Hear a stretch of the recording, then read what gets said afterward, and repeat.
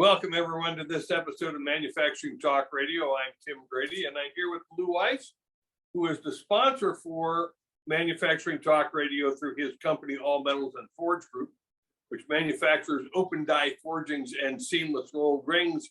You can get more information on them at steelforge.com. Joining us again today and welcoming back Tony Uphoff, CEO and President of ThomasNet. We'd love to have Tony on the show.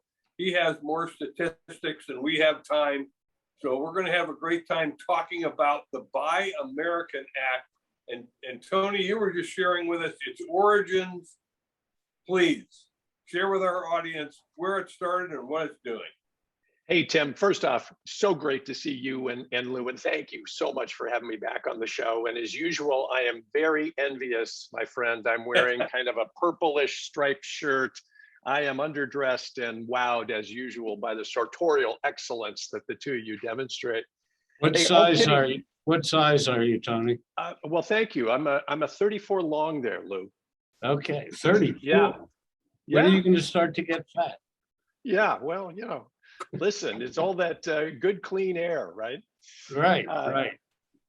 So With the American air with the smoke in it. Yeah, exactly. You know, a lot of New York City air. You know, it creates healthy California living, smoke. Right? Yeah. The Buy American Act, Tim, is kind of a fascinating thing because I think the average person would say, "Oh yeah, sure, I've heard of that," and really not understand it. And it's not new. It's been around for the better part of 75 or 80 years. It was really instituted kind of, you know, pre and post-war. And the concept was initially very straightforward. The U.S. government is a huge consumer. They currently we're spending $600 billion a year. The U.S. government is, and a little over half of that is to manufacture goods. So you know it's a massive amount of money. So the act initially, Tim, was set up to say, well, hey, wait a second. If we're spending your tax dollars, some of that money should be coming back in terms of jobs and output and a positive impact to the US economy, but particularly to US labor. Well, like many good intended programs, picture this, Tim, almost like a tax code. There were loopholes in this tax code. And the primary loophole was in what percentage of American made goods had to go into what you produced. The wink, wink, nudge, nudge could be don't ask, don't tell. So it could be that the majority, 3/4, 80% was made offshore, but the final 10% was made or 20% was made here in the US. What's now happened is it's been resuscitated and revised is the reason it's back in the news is the current administration has set up a program that it has to be at minimum 55%. So the Buy American Act, the government purchased manufacturing. You have to be able to demonstrate that 55% of the goods you're using are American goods. And then that's going to build over time to 60. And then the ultimate goal is 75%. So if that's going to stair step, Tim, and I honestly don't know how many years out that takes to stair step up. But in essence, the reason it means a lot is relatively obvious. At a time when reshoring and other things are moving along and have been moving along and perhaps even accelerating, there's a lot of folks, myself included, that think that putting teeth back into the Buy American Act will benefit particularly small to medium manufacturers, because as the two of you know better than anybody, as you tumble down from tier 1 to tier 2 to tier 3, oftentimes, you know, each one of those steps, the transparency gets more opaque, right? And so, you know, those small to medium tier 3 manufacturers, this opens the door for some small to medium-sized manufacturers who are going to qualify for this to step in and gain some business here. One of the things that concerned me about the Buy American is that they're talking about increasing our productivity. They're talking about bringing back jobs. And it's the same problem that Tim and I have been talking about now for years, and in actuality seems to be getting worse. And that is skill gap, Yeah. retirees, 6 million vacant manufacturing jobs right now. Where are we getting these workers from? So one might say, well, we have automation. We have 3D printers. Well, okay, that'll take up some of the absence of jobs, but I don't see, and no one that I've spoken to has given an adequate answer other than mine to some level, and that is about immigration and where we actually bring people in, which we've been doing for 1900. We've been bringing immigrants in. I mean, we're all from someplace else. Yep. My father wasn't an Indian chief. Or my mother an Indian princess. Yeah. So we all came from somewhere else. Where are we getting these people from to do the jobs? Yeah. And Lou, I as usual, that is the key issue, right? We can talk about data and trends and all these types of things, but if you then say to yourself, okay, where are the barriers? Where's the friction in something like this?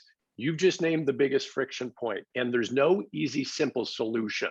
Now, as an optimist, I will tell you, in the list of things that you touched on there, I think there are some things that are going to help. I think an enlightened immigration policy, and I don't want to steer us into politics here, but an enlightened immigration policy and ceasing demonizing other countries to an extent and things like that, I think is neat. And this may take us a generation to work through, but I think that is key to this. I also think the retraining, there are things in not just the Buy American Act, but some of the infrastructure bills and other things. There is money being dedicated to retraining of employees. I'll give you an interesting stat, and both you and Tim are aware of this. The way that the U.S. Bureau of Labor Statistics tracks jobs in manufacturing was set up post-war in the late 40s, early 1950s, and it really hasn't been updated since then. So the way they track job in or out is a very dated point of view. And it's a long way of saying, Lou, a lot of the job growth that are really tech jobs, they're really computer jobs, isn't getting tracked as a job in.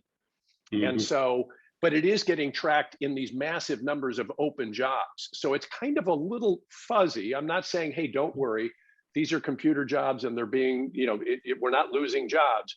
I do think that the math on this is very, very fuzzy, but going back to the core issue, I think it's two things. I think it's immigration, Lou. I do think it is job skill training. And then the third one is, and I believe we've talked about this before, likely over an adult beverage or two and dinner, but I think the manufacturing industry in the United States has a got milk moment. It has the worst PR of any industry under the face of the sun. It's a $3 trillion industry that is the Rodney Dangerfield of industries in the United States. And it is funny, and I'm having fun in the conversation. But if you think about it, this is partly what's held this back. If I come to your town in New Jersey and I want to run for office, what are the two stump speeches I'm going to give? All the jobs have been shipped offshores. And by the way, you're not safe, and I alone can make you safe, right? Manufacturing has been used as a bad stump speech forever and still is. The data and facts and figures are all erroneous and all over the place. The other aspect about it is most manufacturing, although this is interesting enough starting to change, most manufacturing used to happen in cities, as did everything else. Well, it was moved out of cities. So as a person moving around cities, I don't see manufacturing. So I believe that it doesn't exist. I've never walked into a factory as a part of my daily, on my drive home, I don't pass a factory, right? And so what happens is this becomes self-fulfilling. If I have a young adult who's, graduating high school, why aren't I thinking manufacturing? Good jobs, well-paying, great benefits, high tech, right? But, again, and I'm sorry to go on a rant here, guys. I think, immigration, skills training, and apprenticeships and all those types of things. But I do think there's a PR issue here, Lou. And I don't know if you agree with me or not. Well, to tell you the truth, and I'm sorry for jumping in front of you, Tim, because I heard you saying something to yourself. This is Telepathy between the two of you is remarkable. yeah. Well, we've been together. We're almost a couple. Only kidding, folks. Only kidding. Not that there's anything wrong with it. Exactly. So let me get back on track, and I'm not sure where we were. Point is that we've been seeing these same things evolving, and I really did lose train of thought. So well, Lou, the whole idea of PR, right? Here's a couple of interesting things to tee you back up, right? So if you think about this idea of PR, slowly but surely, this is happening on its own. I'll give you a couple of interesting things. The millennial generation that we touched on earlier is showing a very clear dissatisfaction for knowledge work, and they're championing the maker movement. Where do you think this creator and builder economy is coming from? Look at television shows like BattleBots and Forged in Fire. Look at all these, right? Look at all these shows. People yearn for, we are the only species ever created that imagines what doesn't exist and goes out and builds and creates it. It is in our DNA. And so I think to a certain extent, there's some kind of positive movement here, Lou. But anyways, we were talking about the PR problem manufacturing. The PR problem, and years ago, we were calling it dark, dirty, and dangerous. And that's that's the bad PR part. Yeah. And, maybe some of the orgs really need to start doing public service television commercials to do a tour of what a modern manufacturing plant is. Probably 90 some odd % of the people never have been into a manufacturing plant floor. And what they're doing with kids, trying to bring them into the manufacturing concept in their teen years, and when they have manufacturing day, which is October. No, it's third this year, Lou, or what day? It's the first Friday in October. First Friday in October. You guys look it up on the calendar. And we've taken kids. We took a bus load of kids to one of these events where they met the governor, the mayor, and they were really turned on kids. And but the first one you have to turn on first is the mother and father. I think that's key, Lou. I think that's key. A lot of people are missing that. And I know I've spent time and shared with you, there's a fantastic program in Connecticut with the local schools and things like that. These programs are out there. I don't mean to paint a dour picture. They really are. These programs are there. But, and I think the but, Lou, is we can't just focus exclusively on the kids. At the end of the day, if little Tony is not going to be, parents aren't going to be open to, hey, don't worry about a 4-year degree. Why don't you go apprentice at this manufacturing business for a little while and then maybe go get a 2-year degree at a trade school that's going to allow you to run that business one day, right? If my parents weren't interested in that, odds are I probably wasn't going to be given that kind of an opportunity. So I think you're hitting another piece of it, Lou. It's more complex than just, hey, evangelize to the kids, but getting the kids interested is a step towards getting parents interested. Sure, and part of it is that most people have no idea what people in manufacturing earn. And I'll give you one example. A welder, somebody who welds metal together, earns $75,000 a year coming out of his trade school. Hello. Yeah. However, if you happen to like diving and being on the water and you become an underwater diver, welder, you make $150,000. Yeah. If you want to work on an oil rig down in the Gulf of Mexico, 1 month on, 1 month off, you make $150,000 a year, plus stock option, plus healthcare, plus transportation to go visit your family for the month that you're home. Some of these are great deals. Not for these hands, but the other thing I would say, Lou, to your point that I think is, on the pros and cons, right? What Right. we're talking about is, hey, what are the barriers to this increased opportunity for U.S. manufacturing? Boy, you don't have to look very far until you get to the skills shortage. Now we're talking about how do we break down, from immigration to skills training to PR and evangelism, if I can use that term in this context. I'll tell you something that's fascinating to watch, Lou. And you mentioned before, hey, this advanced automation or advanced manufacturing technology or technology itself is not the only answer. And you're right, that is blowing up. So while we're seeing 83% of companies likely or extremely likely to reshore some or all of their manufacturing, we see a nearly 60% lift in demand for advanced manufacturing. But where this gets interesting, Lou, is put those two together. We believe, and there's not a lot of data on this, we believe we are starting to see an entrepreneurial wave in manufacturing enabled by technology. So try this data on. There's a group called ITAC that is a state and city funded nonprofit that works with New York City-based manufacturers. Yes, I actually said New York City-based manufacturers. Hold on to your seats. There's 8,000 members, and collectively they generate $7.7 billion a year in revenue, and they're all within the 5 boroughs of New York.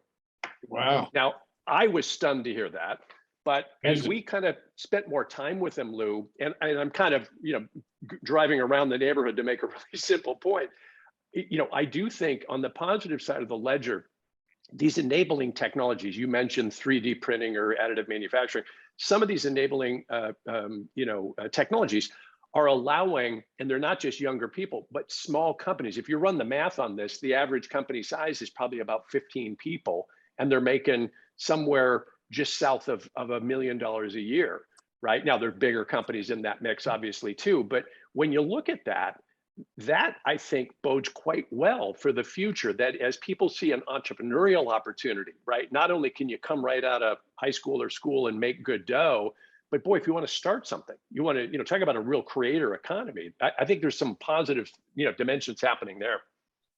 There is an organization that we've actually had on our show called VEI, which is Virtual Enterprise, Virtual Entrepreneurial Institute. Initiative.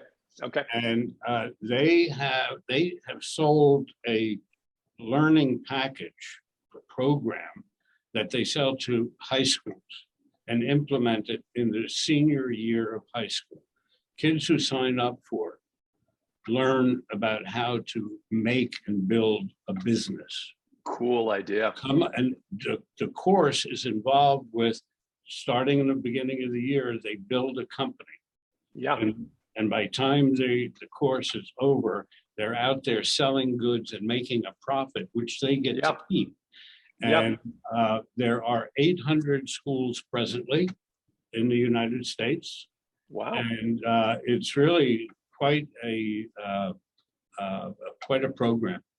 Yeah. And I've been involved with them on and off now for about 2 years, and they're growing. I mean, I think they have 15,000 students in the 800 schools. Lou, I've shared this with you before. It's interesting. I grew up in the media business, producing business information products and services. And back when I was younger, it was in print, and then it became online and live events and data and all the interesting things. I was asked recently, I was lecturing at the Medill School of Journalism, and I was asked by one of their students what I would do differently. If I looked at my career differently today, what would there be changes I would make? And I said, other than horrendous mistakes I've made along the way, putting those aside, I wish I had grown up in an era where being entrepreneurial in media was available. And if you think about this is about the technology, right? YouTube, the internet, all those things didn't exist when I was in my mid to late 20s, when I was really starting in this business. The sunk costs of having to get in, having access to a printing plant and all those types of things was cost prohibitive. So you kind of, not completely, but you kind of had to go to work at a factory, the equivalent of a factory, Right. To get into the business. You look at it today, And boy, it's so easy to be an entrepreneur. And I think we're sort of saying the same thing about manufacturing. You know, you go back 40 or 50 years ago, it was harder, not impossible, but it was harder perhaps because of the cost structure. Today, it's easier to be a part of that builder and creator economy today, I think, in manufacturing than it's been certainly in previous generations. Do you still know how to operate the Gutenberg printing press? I actually was there. You know, I was an apprentice with Gutenberg. That was my first job. It was non-paying, but boy, I learned a ton, Lou. I'll tell you. You know. But you know, you laugh. My father, where he came from Hungary, and he was a teenager there, and he worked the printing press. You know, the old, you know, spin the wheel, the press lowers, one page. You know, Tim can write 20, 30 emails in that same time. Right. Well, and look, I've shared with you and Tim, you know, the building we are in currently in New York City, not physically now, we're working remotely, but Thomas has been in that building since 1923. And the reason they moved to that building, Lou, was exactly what you just described. It was the only building in New York City back then that had steel reinforced floors. They called it the printer's building because printers were probably a couple of tons. Yeah. And they could control their own printing for the big green books and the print era of the company. And the post office, the post office was across the street. So it's kind of vertical integration, right? Made simple. In any event, Tim, I think I might have cut you off, my friend. No, that's all right. We were going to talk about the Buy American Act, and I wanted to find out this new iteration. What is the expected impact on manufacturing? Is it more jobs will come back to the U.S.? What's the emphasis? I know what the government's trying to do. How do the manufacturers respond? You know, I think a couple of things. I think once, you know, for your listeners who want to make sure they understand the program and the process and that kind of stuff, you can go on and download I would really recommend reading it. It's not long. It's 20 pages at the most. Get up to speed on it and understand it. On thomasnet.com, we've actually created a filter now so that, you know, we qualify based on if you believe you can qualify, you can have that filter added to your profile. And we're getting a lot of activity on this as buyers realize, particularly if they're working with government, you know, related products, they need to adhere to that. The forecast, and I want to be really careful about economic forecast, Tim, because you know, these numbers just sound like crazy money, but it is in the billions of dollars that they predict as this lifts to 60%, that it will bring to the economy. Exactly how much of that will turn into jobs, I think kind of takes us back to the first part of the conversation. I think it's a fair bet to say that it will create, you know, an incremental number of jobs. We've already, you know, exhausted the discussion of the challenge around that.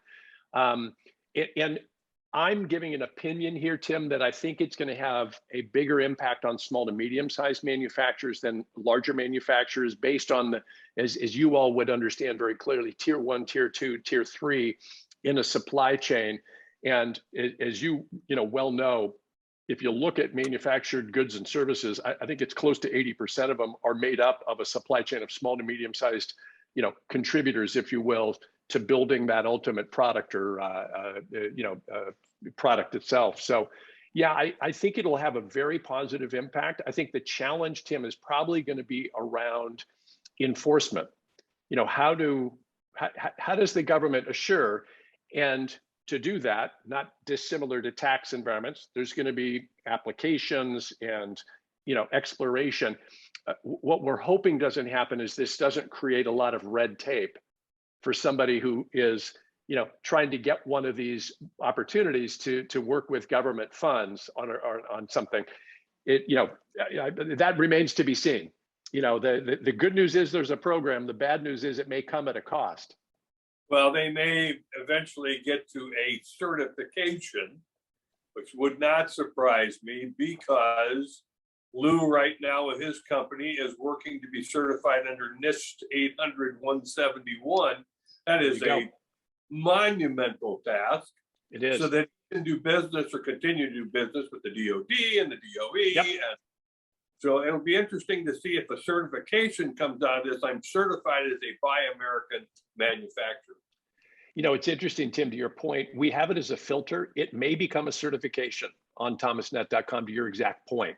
If and when it gets to that point, because what we have found, we're averaging about 2 million sourcing sessions a month with buyers on the platform, is that badging, right, really appeals to them. And just think of I don't mean to demean a certification, a lot of work goes into it, but they want to see that. It's a seal of approval to them. And particularly, boy, as they do anything in and around government related, they being buyers well understand that they need to be squeaky clean, around those types of programs. We did have an interview a couple of days ago, and the words that you didn't want to use, using it as a marketing tool, logo, works because it worked with ISO. It got to it, and actually the old story, you'll forgive me a story. The old story, the day that we got our very first ISO certificate in the mail, regular mail, snail mail, was our certificate. That day we got a phone call from Milwaukee, Wisconsin. I'll never forget it. Now, mind you, employees gave pushback to ISO. Okay, but we got it implemented, and now we wouldn't function without it. That morning, one of the salespeople gets an inquiry from a customer who says, "Do you do this, that, and the other thing?" And yes. Well, there's also one more requirement, and I can't find anybody who has what they call ISO. No, are you ISO certified? I remember the name of the company. I won't mention it on the air. He got that, the salesperson, Paul, got that order for $50,000, paid for the ISO experience, and didn't have to spell it out for the salespeople anymore. They got it. Yeah. And it was the day that we got their certificate. Lou, boy, I love that story, and I'll share that, as I always do, sharing with customers and companies that we come into contact with. One of the things that we hear regularly in all the surveys we do across buying groups, procurement, engineering, MROs, is the phrase, shorten the time it takes me to ... right? Find out if they've got an ISO certificate, find out if they're certified, find out if they're minority owned, find out, whatever it is that's on their mind. And boy, it could be hundreds of variables there. Yeah, sure. Right? But and now, Lou, think of the world we live in. If 70% of that analysis goes on before they engage with a sales rep or engage directly with the company, which is the impact of the internet. Now that idea of, if I can use the expression, badging and certification, and making sure that that's clear, whether it be on platforms like thomasnet.com or the website that you have yourself. Boy, that's becoming, went from kind of nice to have in today's world. Sure, absolutely. Getting back to the Buy American, what is it more clearly that Biden and company is looking to do in regards to the Buy American as it is now? I'll give you opinion on that. It's not clear to me, and I've tried to drive the middle of the lane here, Lou, meaning, politically speaking. And I say that not because I don't have political views, but because, as I advocate for our industry, right? I don't want to advocate from a political point of view. I want to advocate for and from an industry point of view. If you look at this, I believe what the administration has got their eye on here at face value appears to be job creation and also national security. And I think that's the part of the story that gets kind of interesting, right? Not that job creation is not interesting. I think the administration is very clear-eyed when it comes to the reality of what's happening in manufacturing.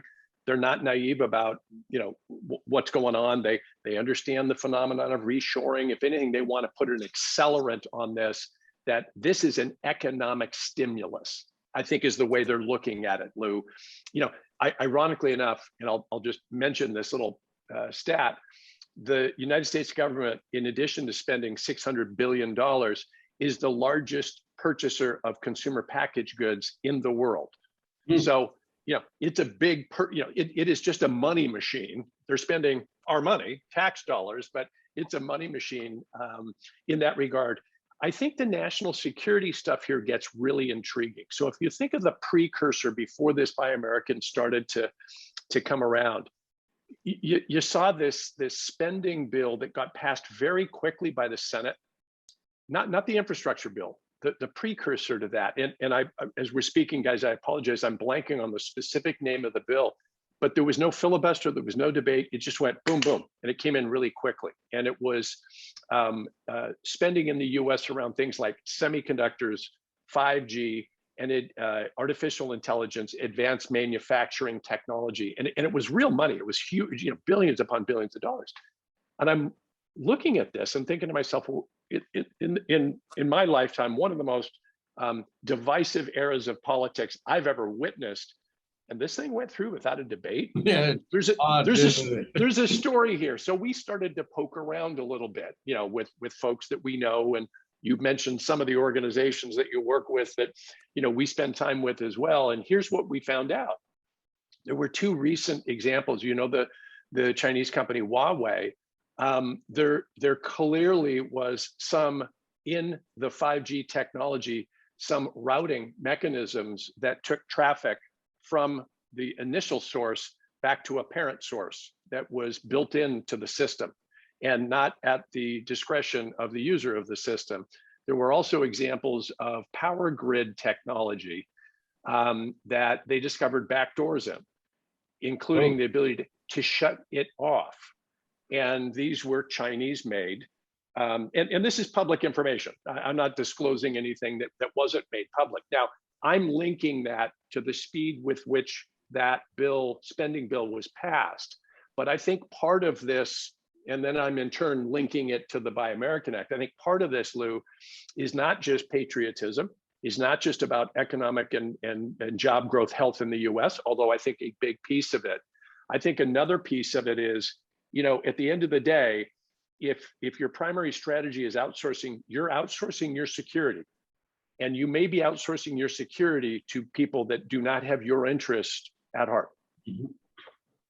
Well said. Well said. Well, Tony, where to from here? I'm going to give you the last word. We would love to talk to you for the next 3 hours.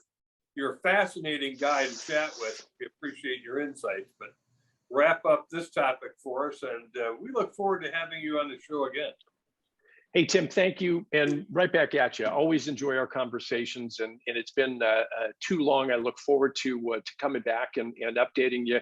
Stay tuned. I think there's a lot of vibrancy that things like Buy American and other things create and help accelerate. And if it isn't obvious to your listeners, I'm long on US manufacturing, very, very fired up about what's happening. And not to say our industry collectively doesn't have challenges, but boy, I am incredibly bullish on how well positioned we are and the opportunities that US manufacturing represents.